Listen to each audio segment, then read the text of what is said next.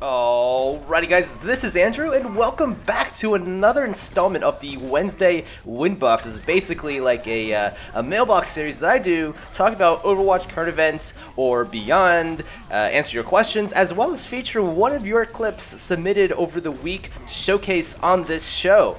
So nothing has been going on too much in the Overwatch current events news type area, right? I mean, the patch has come out, but we've all kind of seen it coming. It's been on the PTR for quite some time before going live. So today I figured I would touch upon a subject beyond Overwatch. We're going to be talking, that's right, about YouTube. Now, if you guys didn't know, Philip DeFranco put out a video regarding the monetization or demonetization, rather, of a lot of his videos based on these guidelines set by YouTube for not being advertiser friendly. If you guys don't know what I'm talking about, I'll leave a link down in the description. But basically, YouTube has these rules on what is advertiser friendly, what is not. Apparently they're not new, and apparently they've been demonetizing videos that are not advertiser friendly. To my sort of brief understanding, you know, they've been demonetizing videos anyways for the longest time now. It's just now they're, all that's really changed according to YouTube is that they're notifying people and making sure people know that their videos are being demonetized. And I also would like to point out that it seems like the perception is that YouTube is now enforcing this way harder than they've done before. You know, they've been demonetizing more videos all of a sudden this past week from bigger content creators, and people are freaking out as a result of this. Now, this topic isn't nearly as simple as it would seem. I did a considerable amount of research on it. I picked up a few, different ideas on why this could be happening, how this could affect YouTube, that I don't see a lot of other people mentioning, so I figured I would do a video on it on my take. Now, before I get started though, I want to mention that I do not consider this censorship in the pure technical meaning of the word, right? No one's getting killed, no one's getting arrested or thrown in prison or put in front of a firing squad for putting out certain types of videos, right? And YouTube is a company, a privately owned company that can do kind of whatever it wants, right? At least on its platform. Some people are saying, it's anti-free speech or whatnot, this shouldn't be legal, but the thing is again, YouTube is a company, it's not the government, right? So the free speech thing doesn't exactly apply here. Now, just because YouTube has the right to do this, does it actually mean that it is, right for YouTube to do this? Especially the way they're handling it. It's so vague. Those terms are just so vague. It's like a blanket. Anything could happen. It really kind of fucks with a lot of creators. Like controversial topics, things like that. Like, that's just so freaking vague. So it kind of almost reminds me of the time when Nintendo, I think a couple years ago, started flagging and claiming videos that had any sort of Nintendo game on it. And what happened was a lot of content creators got turned off from covering Nintendo games. It kind of backfired in a lot of ways. But why is YouTube doing this? Why are they enforcing these rules? Why are they kind of, acquiescing to advertisers and not just saying, fuck you, right? Well, let's establish a few things. There's a lot of brands out there that are very cautious about brand safety, right? They want to make sure a video is quote-unquote brand safe. They want to make sure that the videos that their pre-rolls on for their products are not on videos that would reflect badly or not be with brand values or conflict with anything regarding the brand in any way. And I'm saying this so vaguely because it could be anything. It could be literally anything. Matter of fact, there's a whole industry behind this, right? There's companies out there that are designed to basically help advertisers make sure that their campaigns are pretty much advertiser friendly. So if they decide to market their stuff onto a website or YouTube, or this example, I guess YouTube, right? YouTube videos, they want to make sure everything is vetted out and made sure that it's brand safe, making sure the ads are placed appropriately, making sure that the impressions that they get from the ads count, they're actually meaningful impressions from potential buyers, all that good stuff. So for whatever reason, advertisers have gotten the leverage to ask for this, right? Not only do they want lots of views and impressions on their ads, but they also want quality placements, right? Maybe this is nothing new. Maybe this is something that's always been in media. I'm quite new to this, but let's take a look at YouTube's side of this. They have basically taken control of this vetting process, right? They are starting to demonetize a lot of the videos that are not advertiser friendly, and the guidelines are so vague on purpose, by the way, because they know, as discussed earlier, advertisers are finicky. They could not want their ads placed on a video for whatever reason. But at the same time, people are wondering, well, doesn't this also shoot YouTube in the foot? They can't monetize it either. You know, they're not making any money.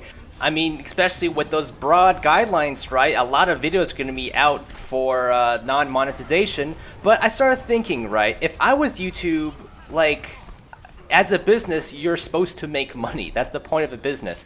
So they wouldn't do something that would drastically hurt their pocketbooks by demonetizing their videos. Maybe a particular angle that YouTube now has over advertisers is that they can say, hey, no need to spend money or manpower on getting these videos, you know, certified and vetted by whatever, you know, third-party company. We already have done the work, you know, we have these and they've passed all of our inspections, or our bots have cleaned out the non-advertiser friendly stuff. We now have more leverage to play with. You know, we could charge, I don't know, premium for this quote-unquote good, you know, advertiser friendly, good impression type videos. And perhaps with a smaller inventory as far as like ad space and eligible videos for ad revenue, YouTube can still make the same amounts or maybe even more back. You know, and again, I don't work for YouTube. I don't even think I know anyone from YouTube. This is just kind of all guesswork. And I'm not trying to shame YouTube, right? I mean, it's their business.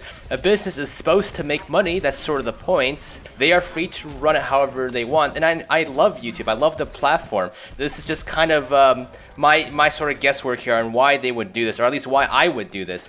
And this all leads towards my proposed solution, right? If they have the framework to vet out videos, to flag them as not advertiser friendly, then why don't they have the technology to also say, hey, advertisers, here is the list of all the videos that are not advertiser friendly that we flagged. Do you want in on these advertising spots, right? We can charge them, I don't know, a discounted rate or whatever. Because I know that not all brands give a shit about, you know, certain videos that are not advertiser friendly. So by opening up this sort of second pool of saying, hey, we have these videos that may be questionable, that's sort of like a win-win for everyone, right? Content creators get paid to some degree. They don't have to worry about not being able to monetize their videos. Brands who don't really care too much about foul language or whatever, sexual humor, they can still get that ad spot, and YouTube can still make some money off monetization. I think this would be the perfect solution. Who knows, maybe the technology just hasn't caught up yet, right? I mean, this is all seemingly pretty new stuff, so it looks like YouTube is just erring on the side of caution at this point. But anyways, that is just my sort of 2 cents on this whole situation. Obviously, I did not cover every single facet of what's going on, right? I'm focusing more on why I think YouTube is making this move as far as demonetizing videos. And if you guys have any other points that maybe I didn't talk about, feel free to let me know down in the comments. I on purpose did not address every single facet of this topic because this video will go on for like 20 minutes and we still have to go over the win of the week. And I actually have a couple of videos here, right? I got a couple of good old videos just to kind of reward you guys for sitting through all of this. Now, the very first clip is coming in from Sergeant Skills, and as you guys can see, he is on the attack on Eichenwald, sneaking past the entire enemy team with, I think that's a Widowmaker ult or a Sonic Arrow, comes across a hostile Ana, takes her out. I would have panicked, to be honest. And he is solo backcapping here, guys. The entire enemy team is totally distracted with the front lines. Now, as you guys can see on the kill feed, the enemy team has already killed his team. So he's kind of relatively alone here. He takes out this Reinhardt, who is alone, but then the reinforcements come in with a Lucio. Lucio comes in, gets headshotted. They kind of come in one by one, which is hilarious. Riptire comes in, gets taken out. Ana also tries to kill him, but he ends up high-fiving her to the face, as you guys will see in a bit. Yep, there you guys go. And this guy just kind of lays waste to the entire enemy team. They're kind of coming in one by one. But either way, it's pretty impressive to land all those shots. I am certainly not this good with Hanzo, so good on you, dude. And good job with that back cap, man. It's pretty hilarious that they just didn't even notice you. The next clip is submitted by Westfer. He has a nice shiny gold Widowmaker weapon skin. He is getting pelted from somewhere by a Pharah, and he finally is able to locate her, waves hello, which is hilarious, goes for the grapple shot, and lands that beautiful headshot. Oh my god, that must have felt so satisfying, as we can see here with the teabag and spray. Hilarious clip, dude. That is just an amazing shot. Great work. Anyways, guys, I hope you all enjoyed this video, something a little different than what I usually do, but hopefully I presented a point or ideas that maybe you guys never thought of regarding this whole YouTube thing. And if you guys have any additional points that we should talk about or bring up, let me know down in the comments section. And until next time, guys, I'll see you around. Damn, son.